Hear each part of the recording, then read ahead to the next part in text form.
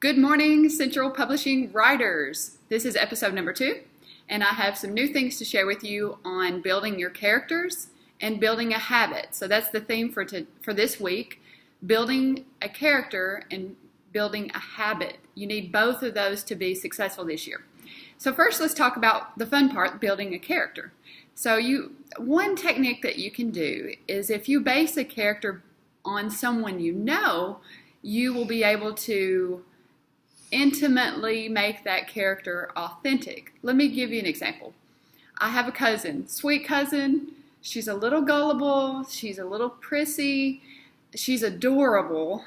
If I built a character off of her, then every time in that novella that I needed to answer a question and I'm going to call her Jane, for example, what would Jane do in this situation? Because I know Jane so well, I would be able to create an authentic character. So you don't have to do that with all your characters, but it is a technique and an example of how well you need to know your characters to make them authentic and true as the reader goes along. So you can fill out one of the character worksheets for each one of your characters, your main characters, your main protagonist, your antagonists, and some of the supporting characters to make sure that it's clear in your mind what's going on with this character. So as you're building your story, that character, when he or she is placed in a particular situation, it can feel real. And so what would they say? What would this person do in response to this situation? So doing these character worksheets will help you with that. On Remind 101, I just sent out a link for a NaNoWriMo, which is the National November month of writing. Side note, I would encourage you to enroll in NaNoWriMo in November. It's a great way to give you motivation and some tips as you go along. So that is one thing that you can do to have personal motivation. But the worksheet that I sent out, it's a workbook actually. You can go through there. It gives you some great guides, and it's meant for you. It's meant for students writing novels or writing a novella.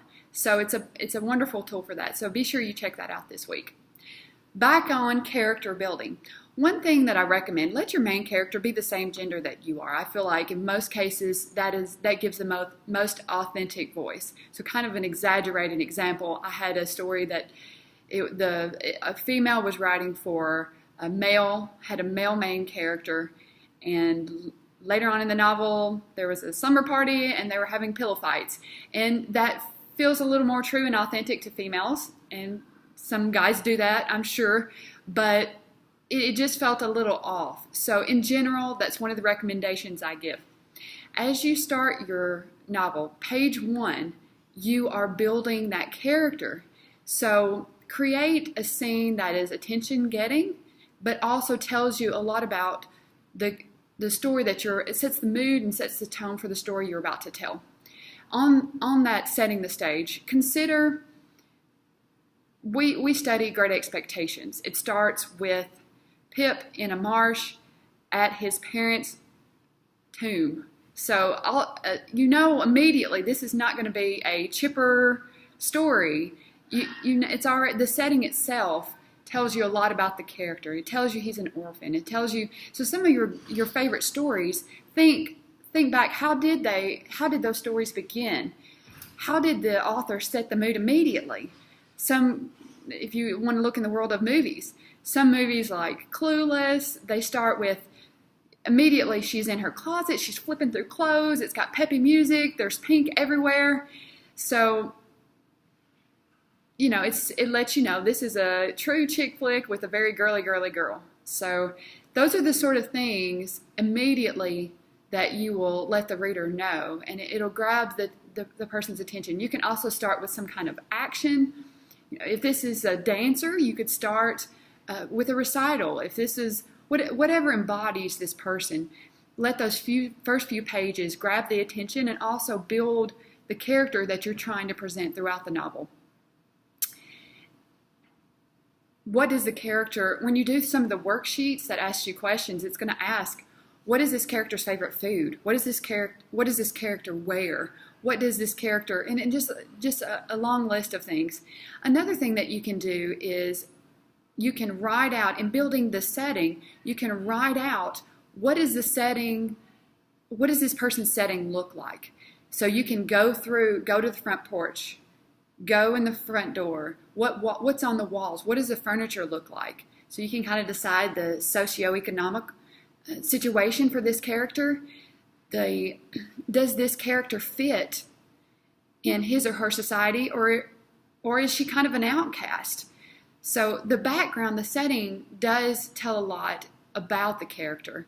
And so, the setting and the attributes that you build around the character kind of go hand in hand.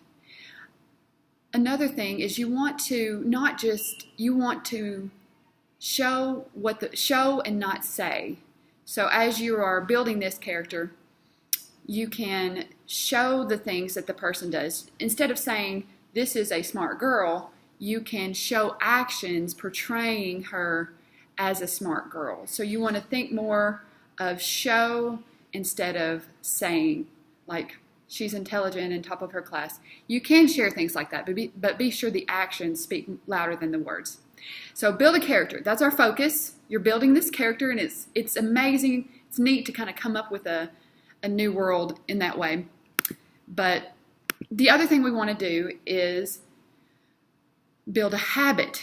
If you don't build a habit around this writing project, it won't happen. You can have great intentions all day long, but it won't happen. Okay? So quickly on this, for example, I'm kind of modeling by example. I've decided on Mondays I'm going to share a video with you. So whatever happens in the world, at the latest it'll be a Tuesday. But I'm building a habit. So I've only got a set amount of time, and I can't do 2 or 3 takes, and I can't. So right now you need to build a habit around your writing. So at first it doesn't have to be pretty. You're not thinking, how can I make this beautiful? You're thinking, how can I get something on paper? When I used to write in a professional environment, I had deadlines. And so I had deadlines for the company, but I also had to set personal deadlines.